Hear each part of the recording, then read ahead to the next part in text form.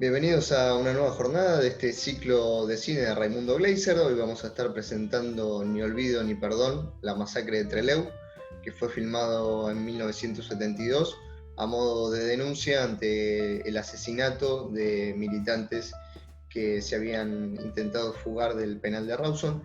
Así que vamos a ver la película y después vamos a estar charlando con Rodrigo Reynolds sobre esta fuga y la masacre de Trelew. Así que los dejamos con la película y más tarde estaremos con la charla.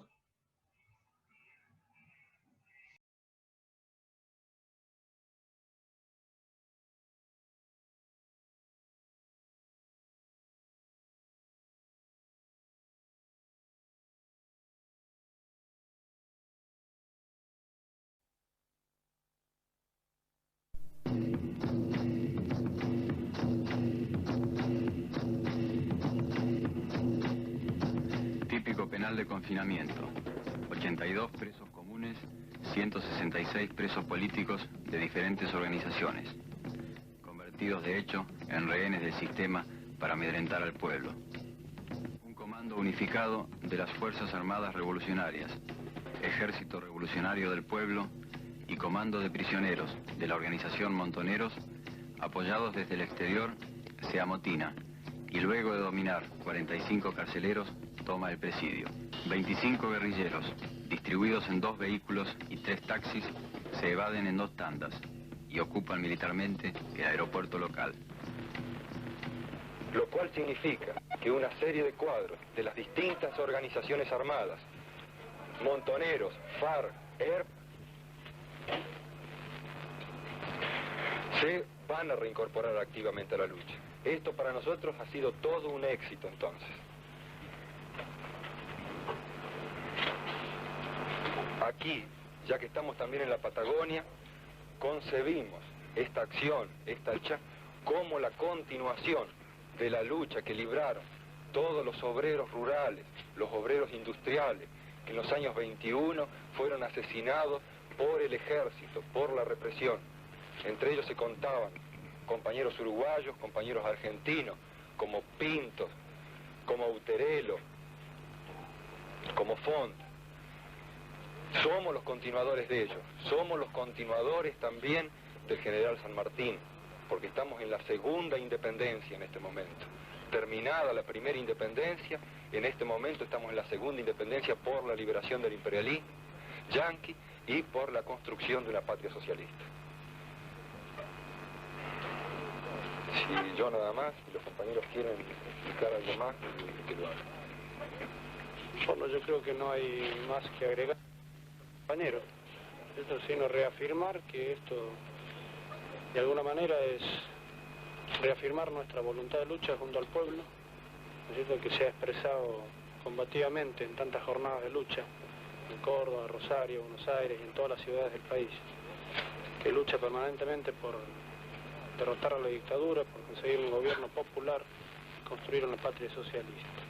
Esto es reafirmar una vez más nuestra voluntad de luchar con el pueblo, luchar junto al pueblo para esos objetivos. No más que eso. Bueno, ¿pueden contestar alguna pregunta? Antes de eso queremos hacer... Bueno, sí, adelante. Los compañeros periodistas están acá presentes y indudablemente esto que se va a transmitir al pueblo de Trelew y al de la República a través de la imagen de los diarios y de las radios, detalles, si son posibles darlos, a través de estos momentos de incertidumbre que está viviendo la gente que está acá en el aeropuerto. ¿Todo salió como fue planeado o esto fue un poco así víctima de las circunstancias? Sí, evidentemente, o sea, nuestra intención era irnos, ¿no?, a hacer esto. No fuéramos todos, se fue solo un grupo. El resto no pudimos llegar a tiempo. ¿No llegaron a tiempo? No llegamos a tiempo. El resto del grupo que despegó, que pudo despegar en el avión, ¿ya tenía órdenes precisas de que ustedes, si no llegaban a tiempo, ellos despegaran? Así es, sí. Así es. ¿Cuántos quedaron acá en este momento? Creo que somos de 19 o 20, en este momento lo vamos a contar. ¿Ustedes se demoraron en el camino? 19. ¿Cómo? ¿Se demoraron en el camino? ¿La demora se produjo en el Sí, camino? sí. Además de ustedes, los 19, los que viajaron, ¿cuántos son?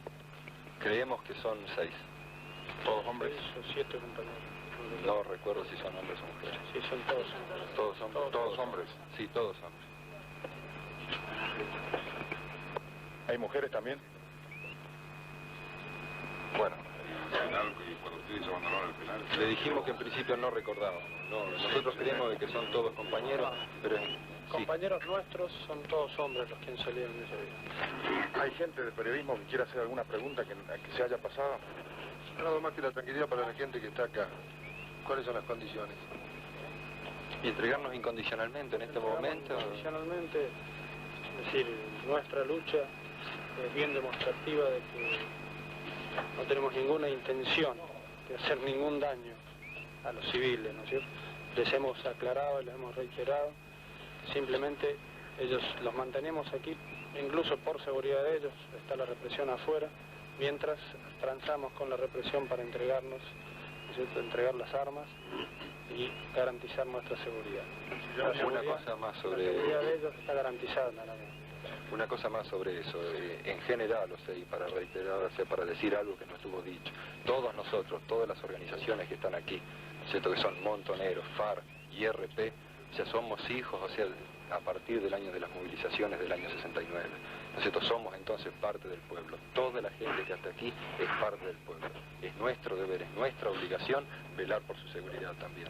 Es así que hemos dejado salir a varias personas que se descompusieron ante el primer pedido de la gente que saliera, se la dejó salir. La opinión sobre el gobierno actual. Es una dictadura militar al servicio de los monopolios. La suya. Exactamente igual.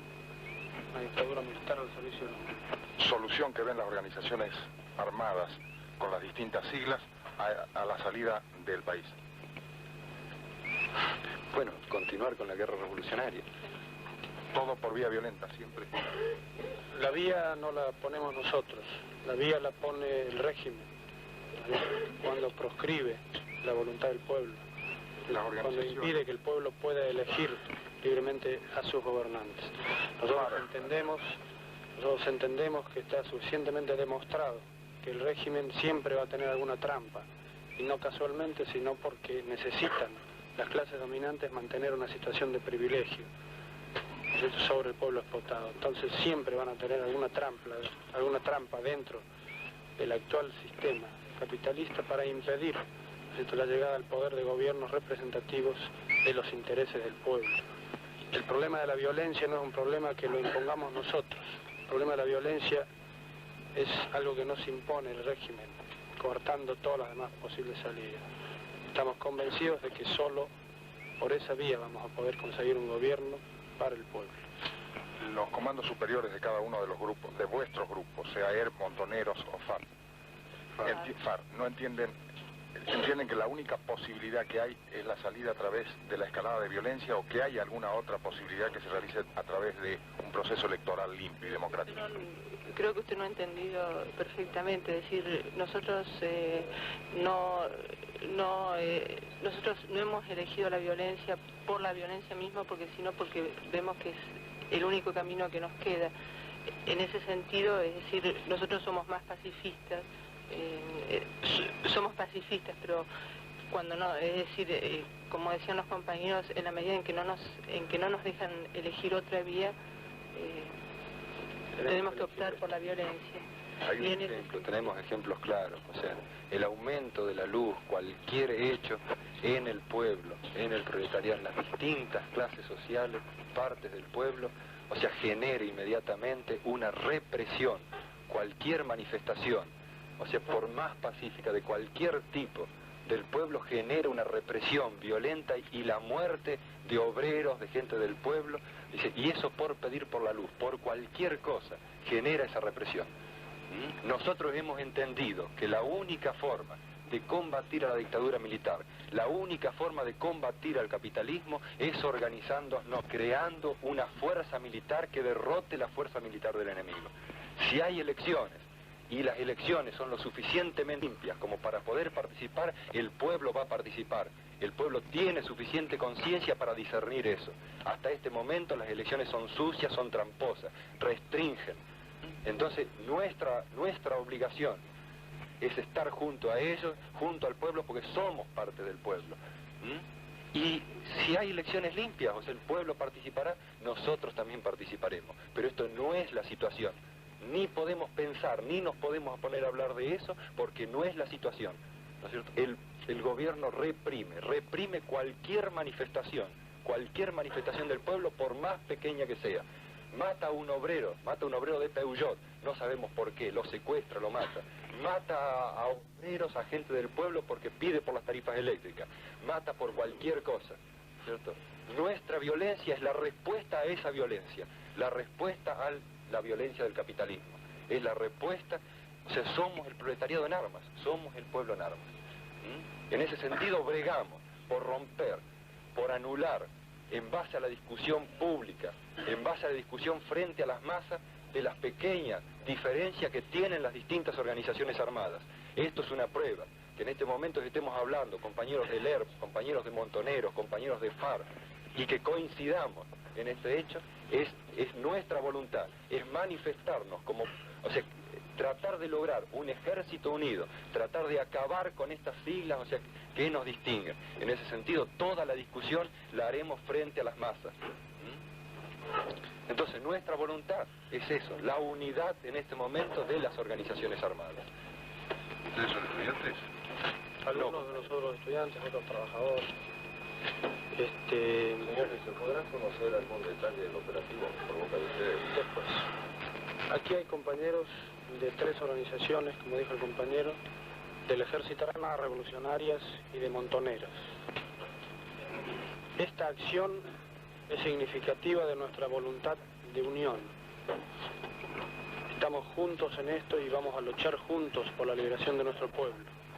Hoy nos separan algunas diferencias políticas, pero estamos seguros que al calor de la lucha esas diferencias van a ser superadas.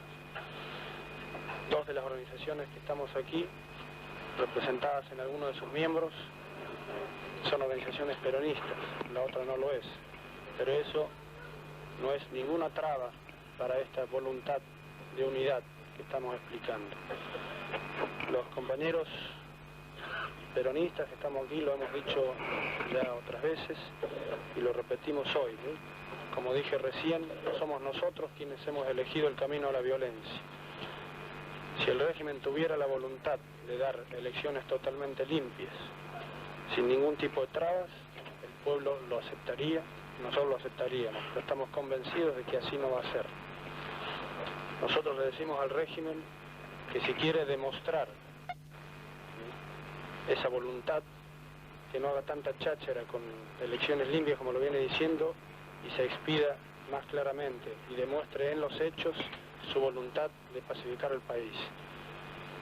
En ese sentido, mientras el régimen no haya liberado a los presos políticos que poblan hoy las cárceles, son miles, mientras el régimen no haya terminado con las torturas, los secuestros y los asesinatos que realiza, mientras el régimen no permita que la voluntad popular se exprese, ¿cierto?, organizada, con programas revolucionarios de gobierno que sean representativos de los intereses del pueblo.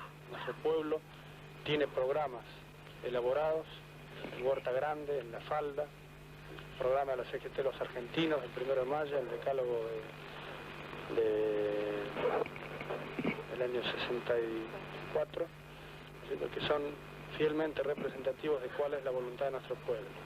Que el régimen permita eso si quiere realmente demostrar la voluntad pacificadora. Nosotros estamos convencidos que no lo va a hacer, pero que lo haga. Que permita que el pueblo argentino, que entendemos nosotros, en esto hablo por las organizaciones peronistas, entendemos que el pueblo peronista tiene como candidato natural al general Perón, que permitan su candidatura en elecciones, que no lo proscriban como otra vez. Esas cosas solamente pueden ser demostrativas de la voluntad del régimen. Por ahora no ha hecho ni un paso en ese sentido. Cada día reprime más, encarcela más y tortura más. Y no demuestra ninguna voluntad de no proscribir, ni de dar elecciones totalmente limpias, ni de respetar la voluntad del pueblo. Por eso, así como nuestro pueblo lucha en las calles, ante cualquier atropello del gobierno, de la represión, nosotros también, que somos parte de ese pueblo, cada día somos más y más organizados, y los hechos lo demuestran así, nos vamos estructurando, vamos combatiendo y formándonos como un ejército popular, marchando hacia la toma del poder para construir una patria socialista. periodista preguntaba si eran estudiantes. Creo que merece que se conteste mejor. Aquí hay compañeros que creo, cuando decíamos que somos parte del pueblo, creo que la composición social de los 19 que estamos acá también evidencia eso. Acá hay compañeros obreros, o sea, tucumanos, trabajadores de la zafra, compañeros campesinos, compañeros intelectuales, compañeros obreros industriales. Esa es la composición social de los 19. No son estudiantes, en su totalidad. Nada más. Para tranquilidad de los familiares de la gente que se encuentra retenida en el aeropuerto de Trelew, diremos que a pesar de que en estos momentos el local del aeropuerto de la ciudad de Trelew se ha rodeado por fuerzas policiales y del ejército, acaban de manifestar miembros de las organizaciones armadas, FARC, ERP y Montoneros, que después de haber realizado esta entrevista y haber llegado a la masa de la población a través de la prensa escrita, es factible, y ellos lo han decidido así, entregarse incondicionalmente sin ningún tipo de violencia. Reiteramos que esto es por si llega nuestro videotape a tiempo a la imagen de vuestros televisores. Sobre eso creo que es conveniente aclarar algunas cosas sobre la entrega incondicional. Primero nuestro estado, o sea, de los 19 compañeros, que es perfecto, y segundo, la presencia del juez. La presencia del señor juez. Acá las cámaras toman. Aquí estoy yo, sí. Perfecto. La presencia del juez federal, doctor Alejandro Godoy. Sí, y que el compañero en todo caso resuman, o sea, las condiciones, o sea, la forma en la cual va a ser nuestra entrega, para garantizar nuestra integridad, nuestra seguridad física. No solamente que no nos asesinen como han asesinado a otros compañeros nuestros, sino tampoco, o sea, caer bajo la tortura a la cual permanentemente las fuerzas represivas están adictas, nada más. ¿Va a hacer la enumeración? Sí. Nuestro objetivo al llamar al señor juez y a los señores periodistas ha sido garantizar nuestra seguridad personal.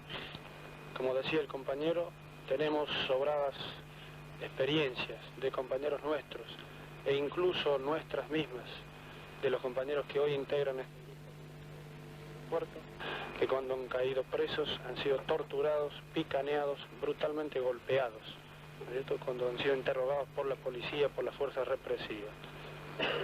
El objetivo es tratar de evitar que esto hoy se repita. Las condiciones para entregarnos va a ser esas garantías, ¿no es cierto? Vamos a exigir que el señor juez verifique nuestro estado físico. Para eso yo creo que podríamos pedir la presencia de un médico, ¿no?, que puede verificar el estado físico de todos los integrantes de este grupo, y de la misma manera lo vamos a exigir al ser reintegrados a la cárcel. Vamos a pedir también que el señor juez nos acompañe físicamente a nosotros hasta la cárcel. Y ¿es posible acceder a todo eso, señor juez? Sí, yo voy a pedir que en ese caso usted me autorice a parlamentar previamente con la autoridad militar. sí, Lo cual, está totalmente autorizado para parlamentar con la autoridad militar en presencia de uno de nosotros. en presencia de uno de En ustedes, presencia de uno de nosotros va a parlamentar con la autoridad militar. yo tendría que salir y volver. O usted va a establecer alguna La forma autoridad de militar, contacto. mientras no se constituya aquí, no la vamos a llamar nosotros. No. Por ahora que se quede la autoridad policial que está bajo sus órdenes. Sí. ¿Podemos intervenir los periodistas como árbitros en este caso de traer a alguna persona militar? No necesitamos que venga nadie del ejército, que venga nadie de la marina. ¿Y sugieren para realizarlo más rápido? Por ahora yo creo que podemos suspender esta entrevista y hablar ya en términos concretos con el señor juez cómo vamos a realizar la Ya no se mueve. Se lo agradecemos nosotros. Al contrario.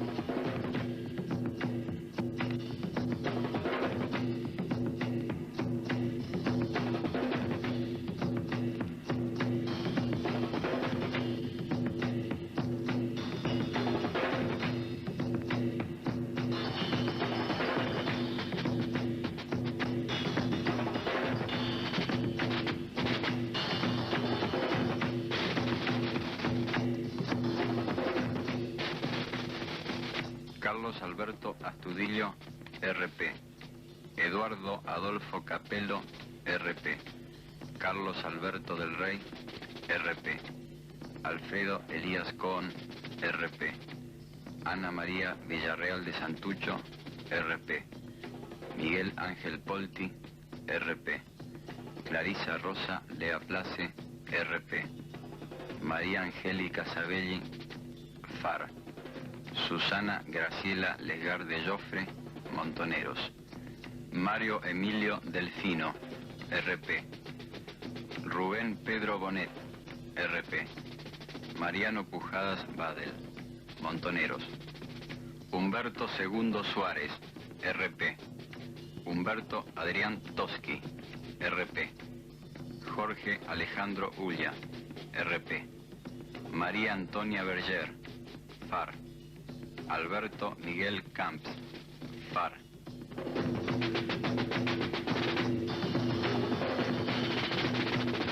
La evasión demostró que el sistema represivo es vulnerable, que la capacidad de acción de las organizaciones armadas va en aumento. Los militares debieron pactar con los 19 guerrilleros rendidos, mientras 6 de sus mejores cuadros viajaban rumbo a Chile. La respuesta militar fue el aislamiento y la vejación de los recapturados. Se comenzaba a preparar el dispositivo de la ejecución.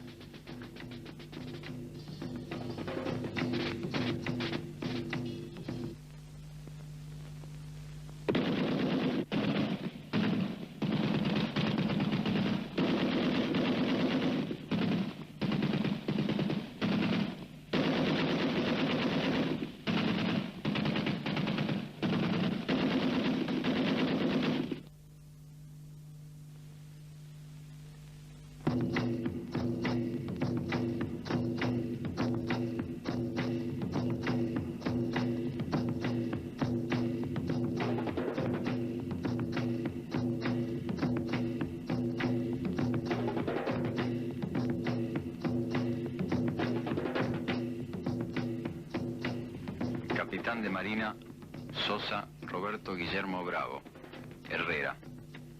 Teniente del Real, Cabo Marandino.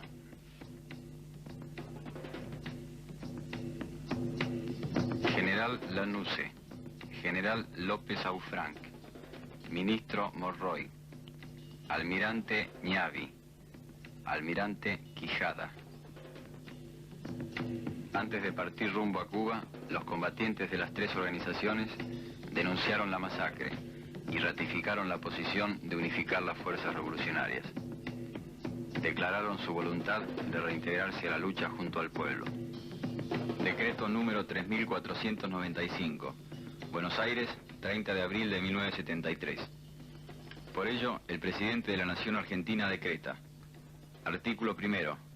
Nómbrase para prestar servicios en la agregaduría naval a la Embajada de la República Argentina, en los Estados Unidos de América y Canadá, en misión transitoria y por el término de 366 días, al señor capitán de corbeta de Infantería de Marina, don Luis Emilio Sosa, a fin que realice el curso de Infantería para Infantería de Marina. Firmado, Lanusse.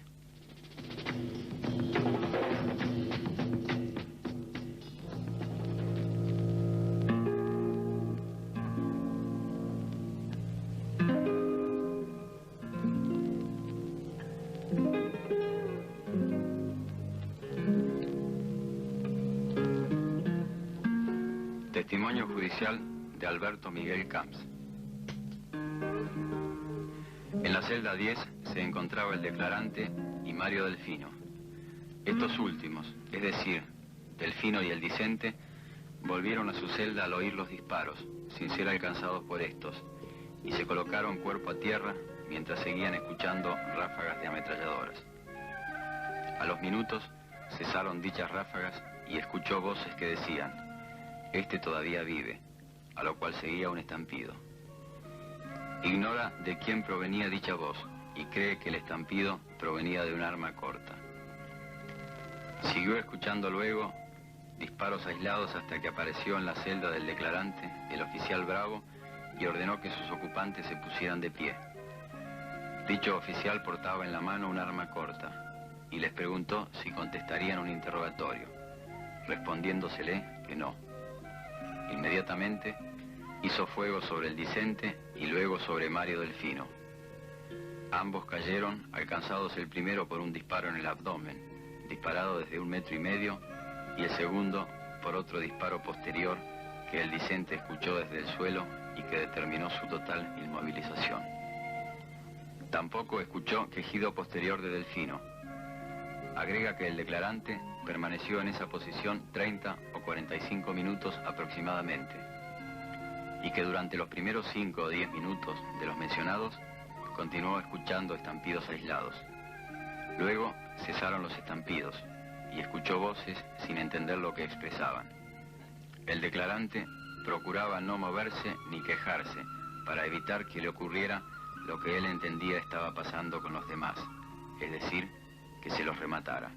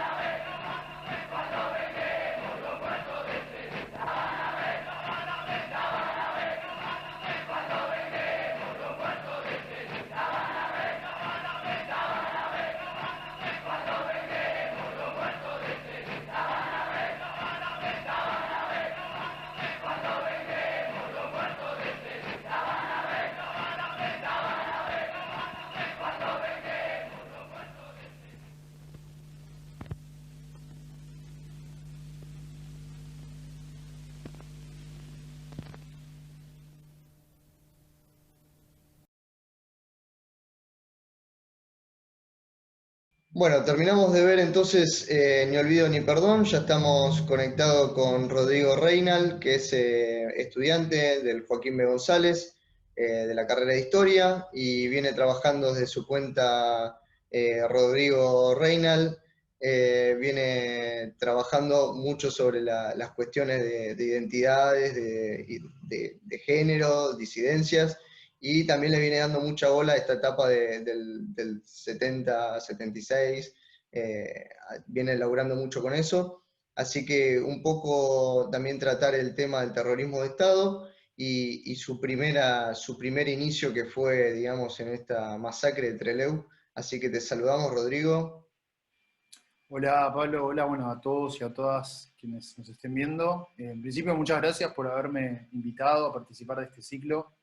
Gracias Me a vos. parece genial que se esté usando las redes sociales, YouTube e Instagram para poder difundir la obra de Raimundo Gleiser, que mucha gente no la conoce. Y que incluso hace poquito, hace unos meses, fue un aniversario de él y mucha gente me preguntaba cuando compartía las cosas, me decía que no tenía ni idea de quién había sido, así que estaba buenísimo, está buenísimo. Está bueno, está bueno. Bueno, Rodrigo, nada, pensamos en vos para esta película, ¿sí? Por muchas de las cosas que venís trabajando, y quizás me gustaría poder empezar a poner en contexto lo que fue Trelew, lo que fue la masacre, que nos cuentes un poco qué sucedía en el país en esas épocas, en esos años, la dictadura. Bueno, estábamos el país estaba bajo otra dictadura militar, una de las tantas que ya había sufrido. Esta dictadura se había autodenominado Revolución Argentina, y la diferencia por ahí que tenía con las anteriores dictaduras era que los militares venían con un proyecto de país bajo el brazo, venían con la intención de quedarse el tiempo que sea necesario, pero ya para el 72 venía bastante golpeada, había caído el gobierno de Onganía, que había sido el general que más tiempo había gobernado en esos años, con un proyecto económico que, bueno, a grandes rasgos implicó la transferencia de ingresos de los sectores trabajadores y de los sectores medios hacia el capital concentrado. Después eso ya se va a desarrollar más profundamente en la siguiente dictadura, y con muchas movilizaciones en donde confluían los sectores trabajadores, estudiantiles, una participación cada vez más activa de las organizaciones armadas, fundamentalmente de Montoneros y del ERP, unos años muy, muy convulsionados, porque en el medio de todo esto, además de encontrarnos bajo una dictadura militar, el partido mayoritario, que era el peronismo, se encontraba proscripto. Entonces también había una presión muy grande para que se levante esa proscripción, con lo cual esta dictadura, que ya se encontraba en su última etapa con el general Lanusse como presidente, una de las cabezas de lo que había sido el golpe del 66, no tenía ya demasiado margen y estaba dando un poco manotazos de ahogado para tratar de salir, de encontrar una salida ordenada que por lo menos a él lo deje también un poco bien parado, porque bueno, después se supo que Lanusse tenía incluso ambiciones políticas personales, y lo que planteó, que seguramente muchos de ustedes habrán escuchado, el GAN, el Gran Acuerdo Nacional, era un poco eso, era bueno, ordenemos esto a nuestra conveniencia, como para que la salida sea ordenada, y no ahora, pero quizás en un futuro se pueda dar una continuidad del proyecto político y económico que quería instaurar la Revolución Argentina. Bueno, había una gran parte de la población, sobre todo de la juventud, que no quería saber nada ni con ese Gran Acuerdo Nacional, ni mucho menos con toda la represión que se venía aplicando a cualquier tipo de manifestación que se hacía, reclamando algún derecho o en contra de alguna medida del gobierno, y lo hacía saber, se expresaba con distintas acciones, con distintos operativos, con distintas manifestaciones. Así que ese era el clima en la época en la que pasó esta masacre que vimos en la peli. Claro, sí, se hacía sentir sobre todo después de... Recordemos que Onganía asume en el 66 y arranca con La noche y los bastones largos, ¿no? En la Universidad de Buenos Aires.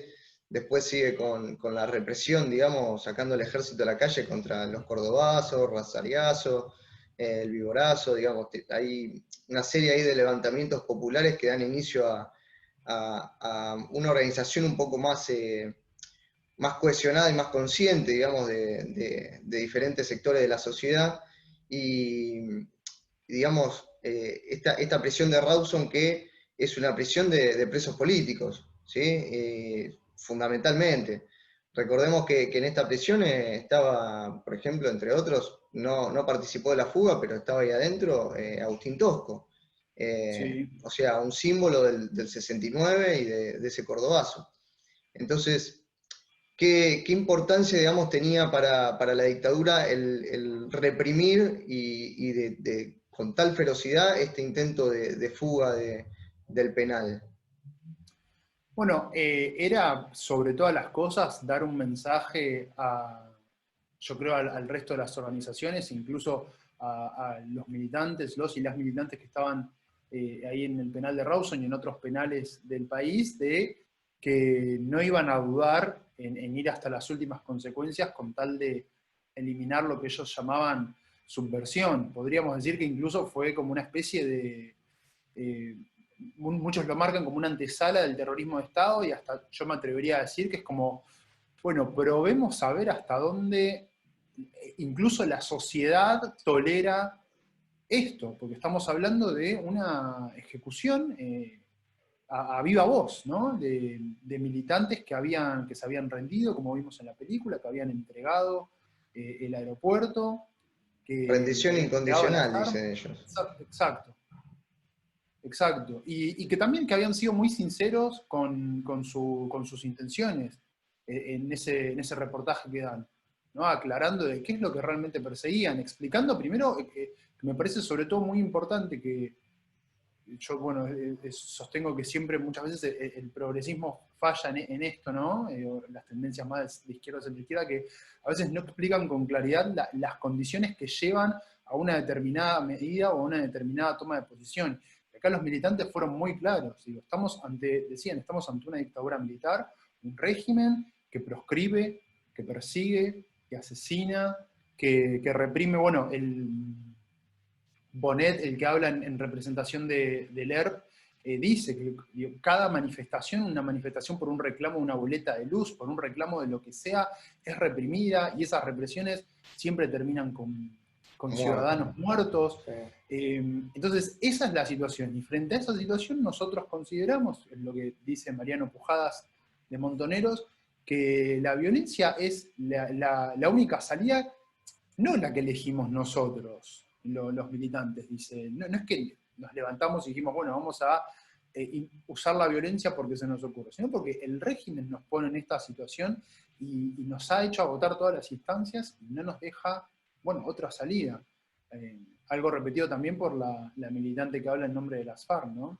Sí. Sí, y es algo que estuvimos charlando con Osvaldo el sábado, cuando veíamos Swift, cómo la violencia, digamos, de abajo era respuesta a la violencia de arriba, ¿no? Que es algo que los militantes acá en este film, digamos, lo dicen crudamente y digamos, sin tapujos y con una claridad, digamos, absoluta, ¿no? Y yo creo que esa claridad, a pesar de que la prensa, obviamente, todo esto lo tituló de la manera que estamos acostumbrados. Y la demonización, ¿no? Obviamente. La demonización, sí. Mintieron, dijeron que hubo un nuevo intento de fuga, hablando, bueno, todo el tiempo de terroristas. Hay unas notas en YouTube muy, muy interesantes de Canal 13 a personal que trabajaba ahí en el aeropuerto o a ciudadanos que justo se encontraban ahí, en las que le preguntan, y vos te das cuenta que la reportera, no me acuerdo si era una reportera o un reportero,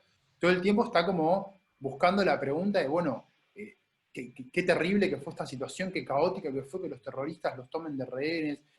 Hay gente que dice, mirá, sí, fue tensa, pero la verdad es que en ningún momento nos lastimaron, en ningún momento tomaron ninguna represalia contra nosotros.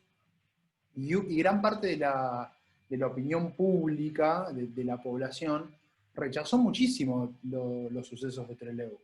Y de hecho, digamos, el gobierno militar fue, en cierta manera, como la gota que rebalsó el vaso, porque digo, estaban hablando de militantes que se habían entregado. Claro.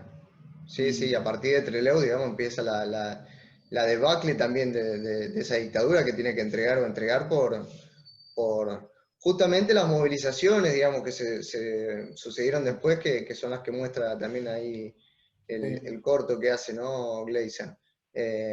O sea, estaba totalmente caldeado después de esos asesinatos por la espalda, digamos, ¿no? Y un poco, digamos, también representa también toda una época, ¿no? Esa movilización obrera, estudiantil, popular.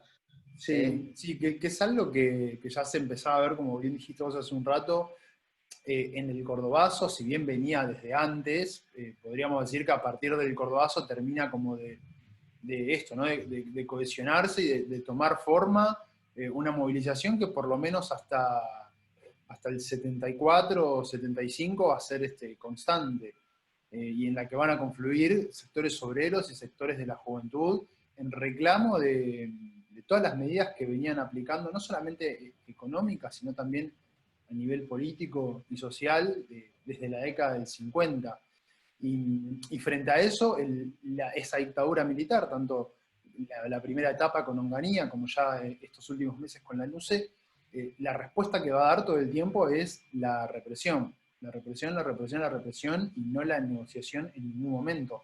Por eso los ánimos se van a ir, digamos, caldeando cada vez más, y la participación de las organizaciones armadas va a ir siendo cada vez mayor. Que bueno, de hecho Montoneros hace su debut, por así decirlo, con Onganía, ¿no? Con el secuestro de Aramburu. Del ex genocida Aramburu. Claro. Bueno, Rodrigo, un poco aprovechándote, ¿no? Que estás acá en esta charla con nosotros, ¿cómo ves la composición también de estos, justamente estos que van a ser asesinados, estos militantes que van a ser asesinados? Porque vemos una fuerte presencia femenina, ¿sí? Que es algo que siempre, obviamente, la historia ha tendido a dejar de lado, ¿no? Y hay bastante interés, digamos, en los grupos militantes en tratar de buscar un pie de igualdad, digamos, entre hombre y mujer, incluso con otras disidencias. ¿Cómo lo ves vos desde tu trabajo, de tu experiencia? Sí, bueno, claramente durante los 70, durante los fines de los 60 y los 70 hubo una clara incorporación de gran cantidad de mujeres a las organizaciones políticas, y también fundamentalmente dentro de todas las organizaciones políticas, a las organizaciones armadas. E incluso en roles bastante activos y bastante similares a las de los varones, más allá de que obviamente es todo mucho más complejo y también responden a un montón de parámetros de la época. No había exactamente la misma cantidad, claramente, de hombres que de mujeres, e incluso, digamos, el rol de la mujer todavía estaba muy supeditado a las decisiones de los varones, mismo dentro de esas organizaciones. No sé, por nombrar, por ejemplo, Montoneros, sabemos que las cabezas de esas organizaciones eran prácticamente varones, ¿no? Firmenich, Abel Medina. Está obviamente el personaje de Norma Rostito, de la Gaby, que es, podríamos decir, dentro de todas las militantes de Montoneros, dentro de todas las montoneras, esta es la que ha cobrado más relevancia. Pero sí es cierto que se empieza a producir esto, ¿no? Una incorporación cada vez más activa por parte de las mujeres. Y una gran politización y gran inclusión también en los debates, ¿no? Si bien a veces, bueno, esto es lo que contabas vos, ¿no? De los roles que cumplía dentro de la organización, a veces se le asignaban, digamos, tareas de cuidar la casa o de cuidar a la familia del guerrillero involucrado. No, sí. Sí, dale. No, decime. No, de tareas también administrativas, a veces ellos tenían un término que, bueno, ahora no me voy a acordar, pero los mandaban a hacer tareas administrativas, ¿no? Cuando después de una acción militante, si veían que habían quedado medio afectados, digamos, psicológicamente, porque también implica ver morir a un compañero al lado tuyo, o un compañero donde uno comparte muchas cosas, ¿no? También. Y bueno, a veces se los reasignaba a tareas administrativas dentro de la organización, propaganda también. No, muchas veces también tareas de señuelos, ¿no? Digamos, de seducción, de utilizar a la mujer como, bueno, recién nombramos el ejemplo de Aramburu, ahí cuentan, ¿no? Una militante, Ernesto Jaureche, que él participó de toda la operativa de inteligencia para el secuestro de Aramburu.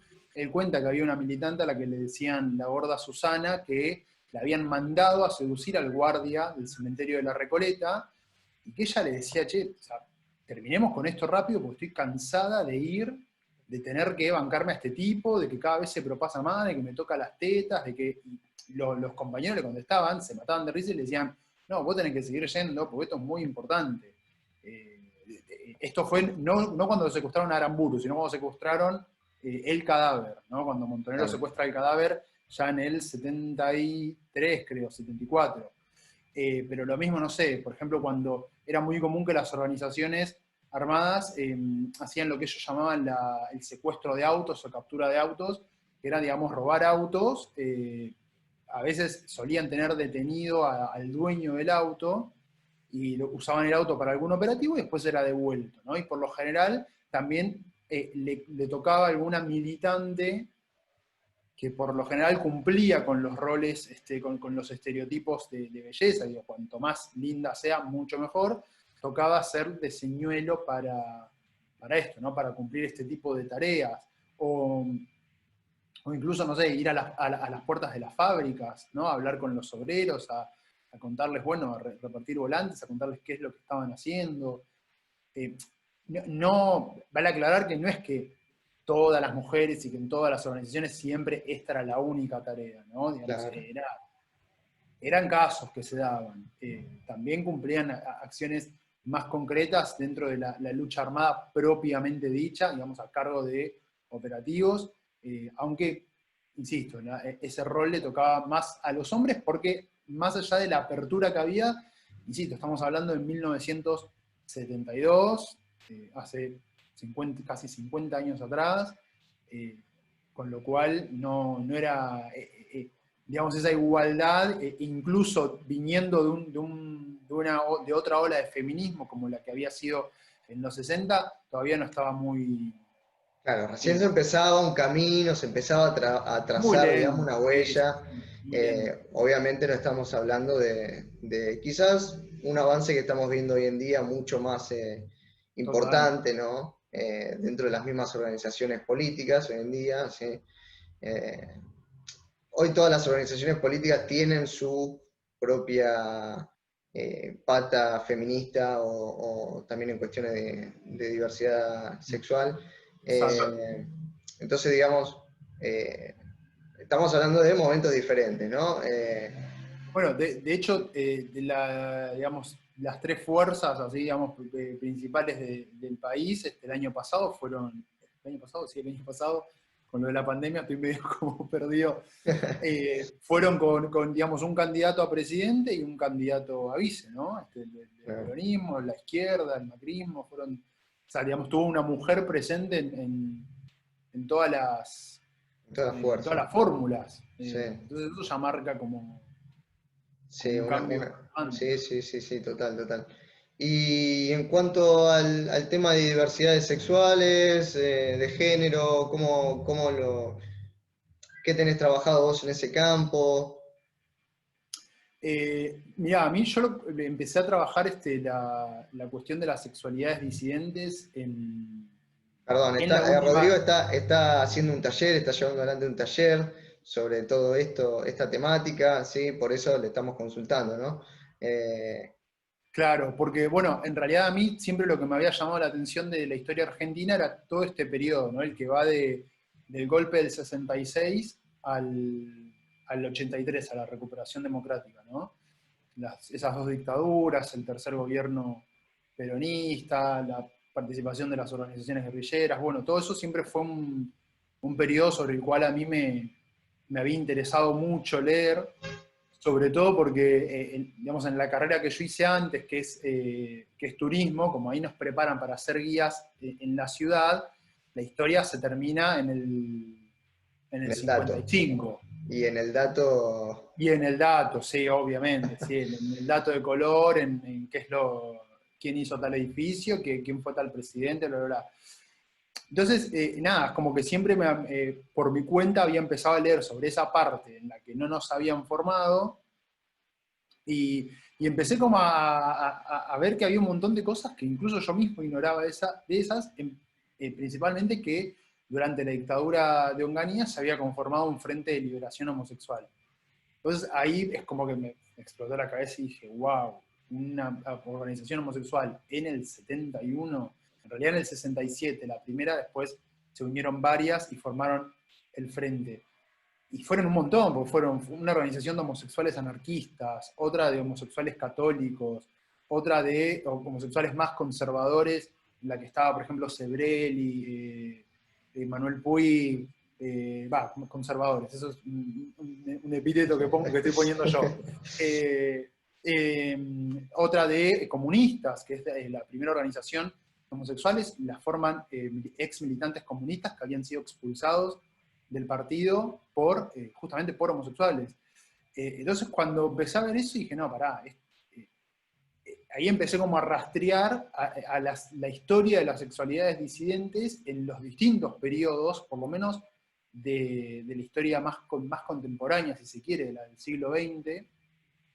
Y claro, me empecé como a dar cuenta que estaban como ahí presentes, ¿no? Que era algo que le preocupaba a los distintos gobiernos o al Estado en las distintas etapas de la historia argentina, cómo reprimir o cómo controlar la sexualidad de los ciudadanos.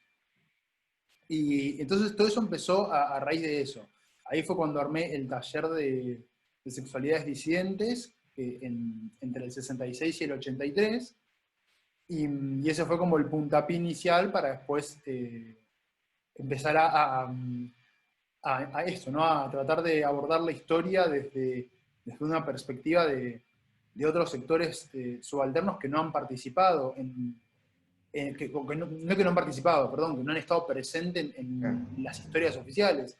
Porque, por ejemplo, el Frente de Liberación Homosexual estuvo con su bandera de Frente de Liberación Homosexual en las movilizaciones para festejar la Asunción de Cámpora, fueron a la cárcel de Devoto cuando se hizo el Devotazo, cuando se liberaron a los presos, que bueno, ahí en la película también están imágenes de esos momentos, fueron a Ezeiza cuando fue la masacre de Ezeiza, o sea, estuvieron presentes, e incluso intentaron una articulación con el trotskismo de Nahuel Moreno en ese momento, con el peronismo también, obviamente con la tendencia revolucionaria, no con la parte de derecha, con el feminismo.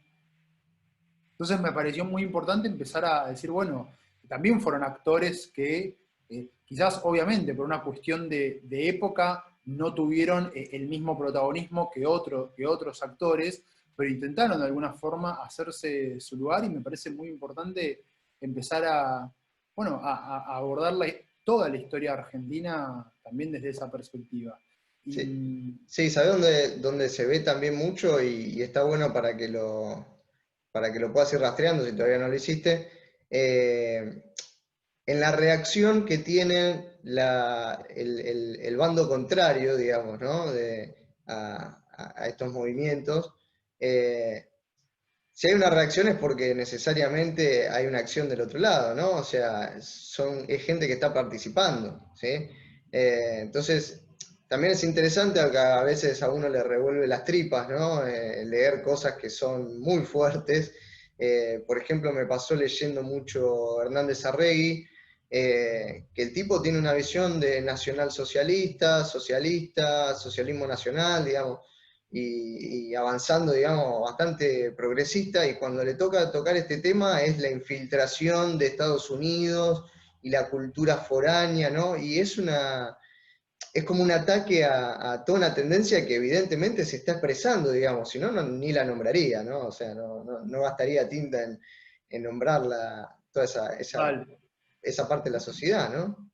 Es que, de hecho, digamos, la homosexualidad eh, era de alguna forma estigmatizada por todos los sectores, porque, bueno, por ejemplo, se dio en el caso del peronismo, que cuando el Frente de Liberación Homosexual intenta articular con el peronismo, termina quedando en el medio de la pelea entre las facciones de izquierda y de derecha, la facción de derecha acusando de putos y de drogadictos a montoneros, y Montoneros contestándole en la plaza, donde estaba el frente con su banderita parado, contestándole: no somos putos, no somos faloperos, somos soldados de Vita y Montoneros. Más allá de que digo, también había putos y tortas en Montoneros, en las Claro, organizaciones armadas, que tenían que hacer sus estrategias para que sus compañeros no se enteren, y para vincularse incluso sentimentalmente, sexoafectivamente con otros compañeros de las organizaciones. Y eso por ahí no se nos cruza en la cabeza, porque es como decir: no, ¿cómo va a haber putos en Montoneros? ¿Cómo va a haber homosexuales guerrilleros? Que sí, lo sabía. Es así. Sí, a veces pasa, y yéndonos a otro planeta, en el fútbol, ¿sí? En el fútbol, ¿y cómo va a haber jugadores? Y bueno, y sí, ¿por qué no? Es un ámbito, digamos, social donde todas esas Sí. cosas personales surgen también, digamos, ¿no?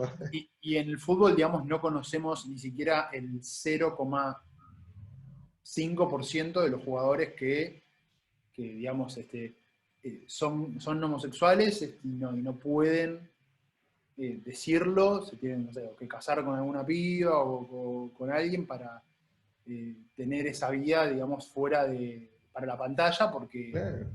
es mucha la estigmatización que ocurría. Bueno, en las organizaciones militantes de estas épocas pasaba lo mismo, porque fíjate que estos obreros que te digo que formaron la primera organización fueron expulsados en plena dictadura honganía del Partido Comunista. Y había, incluso en el Frente, digo, el Frente, si bien intentó articular con el peronismo, en el Frente había de todo. En el Frente había militantes más conservadores, había militantes peronistas, militantes que provenían del trotskismo, como Néstor Perlonguer, que fue, podríamos decir, el líder más reconocido que tuvo el Frente de Liberación Homosexual. Héctor Anavitarte, este militante comunista. Bueno, había de diferentes sectores. Bien. Así que sí, es interesante poner la lupa ahí, ¿no? ojo, Sí. Poner la lupa ahí, y poner la lupa en realidad en todos los sectores subalternos, ¿no? En todos esos sectores que no han sido protagonistas, perdón, me corrijo, han sido protagonistas, pero no han estado presentes en la historiografía, en la historia oficial. Que incluso con las organizaciones armadas pasa lo mismo, porque nosotros, por ejemplo, conocemos la historia de los militantes del Trelew a raíz del hecho en sí, digamos, de la gravedad que implica el hecho en sí. Pero la realidad es que por decirte, la escuela, ¿no? O incluso, no sé, en documentales o en la enseñanza de la historia más institucionalizada, se pone muy poco la lupa en, bueno, ¿quiénes eran esos militantes? O sea, ¿cómo llegaron a elegir esa vía? ¿Cómo se acercaron a esas agrupaciones? ¿Cómo se fueron construyendo? ¿Cómo se fue construyendo ese sentido de militancia y ese ideal de militancia durante las décadas del 50, del 60?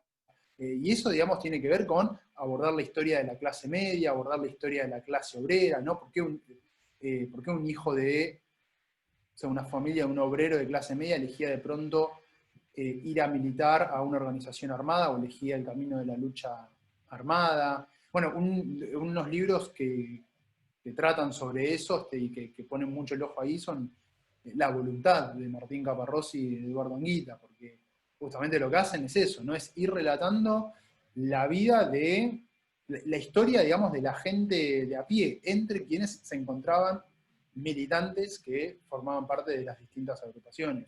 Y eso es fundamental, porque si no entendemos la historia de todos estos sectores subalternos, siempre nos va a quedar incompleta. No solo nos va a quedar incompleta, sino que no vamos a... Gabriel Di Meglio dice esto, que me encanta, que no pasa solamente por una cuestión de justicia, de incluir a todos, sino que pasa porque va a haber un montón de cosas que no se van a poder comprender en su totalidad si no comprendemos la historia de estos sectores. Claro. Sí, y ahí también, digamos, en los discursos de la memoria, sobre todo en la década del 80, hoy en día quizás está un poco más elaborado, pero hay una suerte de victimización en el sentido de lo horrible de una desaparición y del asesinato, y que bueno, imagino que en los 80 tendría, digamos, una necesidad esa victimización para poder llevar adelante uno de los pocos juicios a juntas militares que se llevó adelante en América Latina, pero que termina también invisibilizando el rol de militante, el rol de guerrillero en algunos casos, el rol de militante cultural también en otros.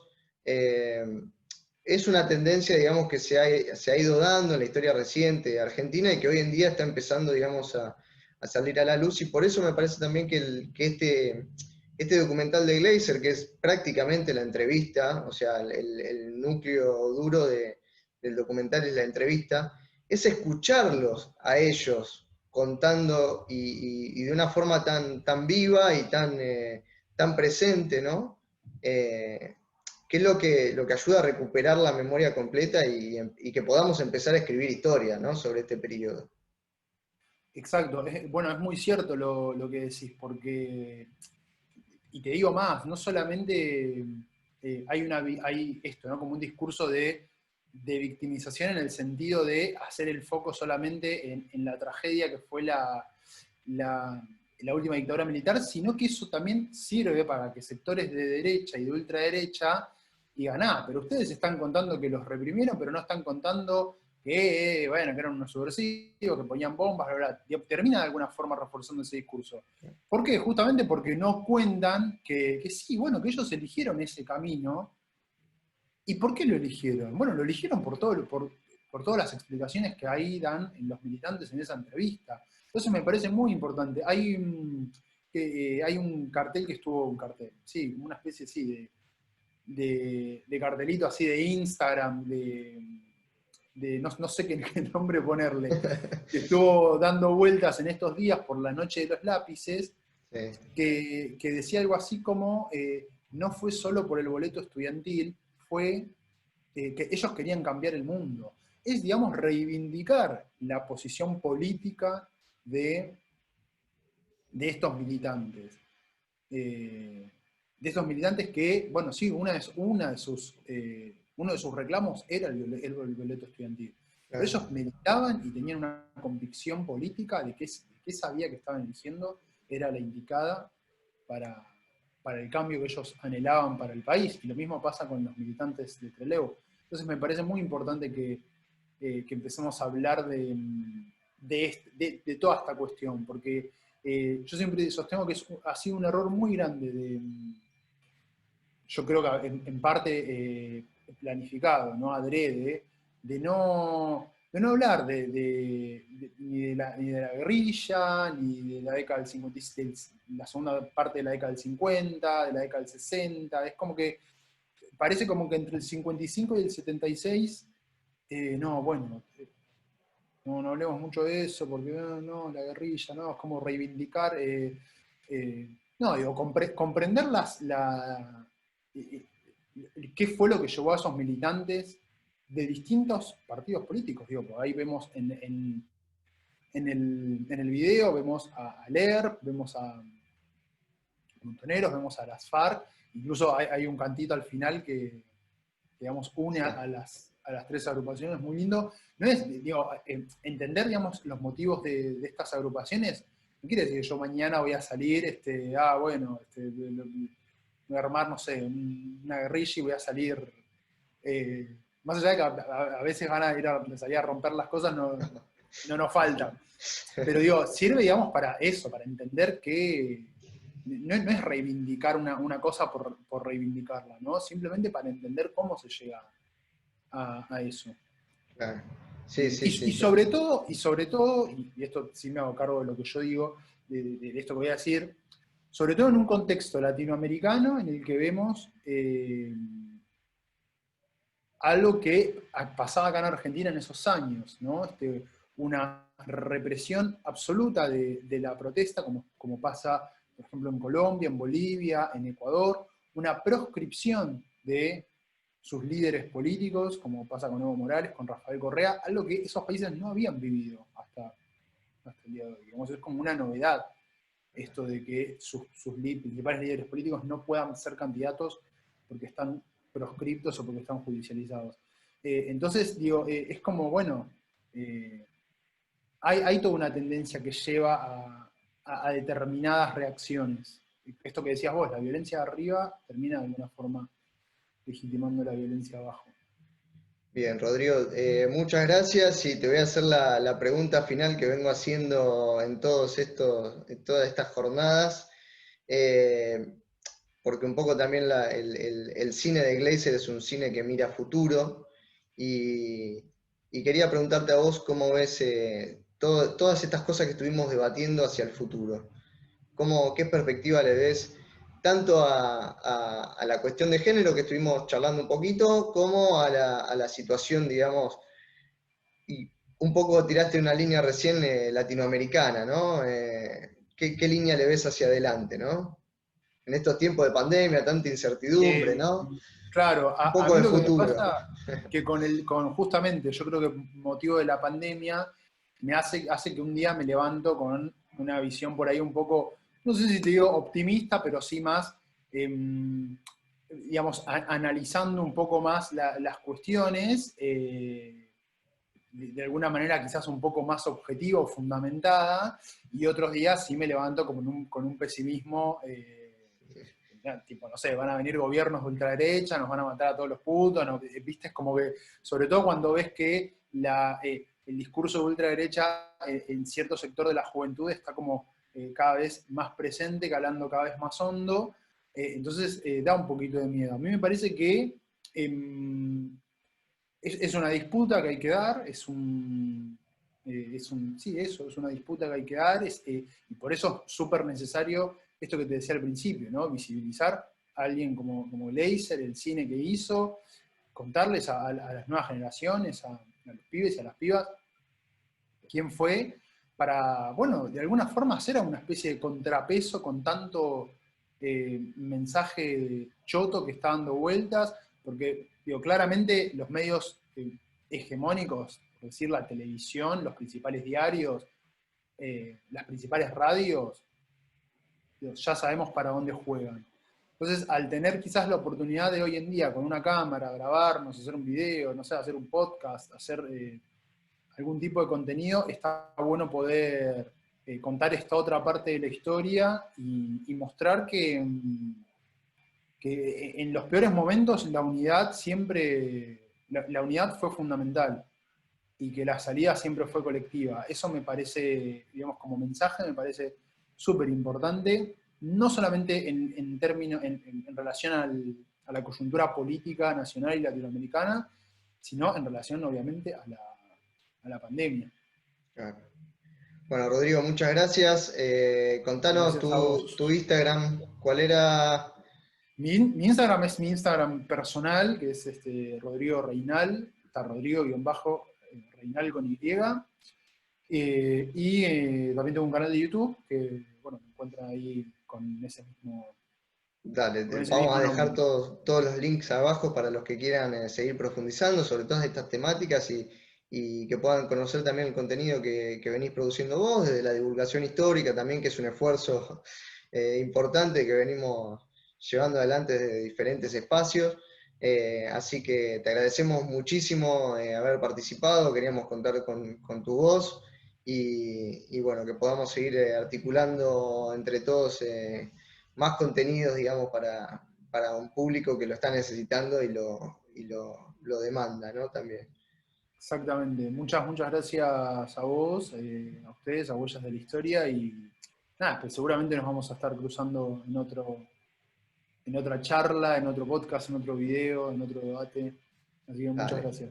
Buenísimo, gracias Rodrigo. Bueno, terminamos acá esta jornada. Mañana estaremos con el cierre ya de lo que es esta primera etapa, digamos, de Gleiser, y estaremos analizando México, la revolución congelada, con la gente de Historia Problema. Así que nos despedimos hasta mañana y muchas gracias por habernos acompañado.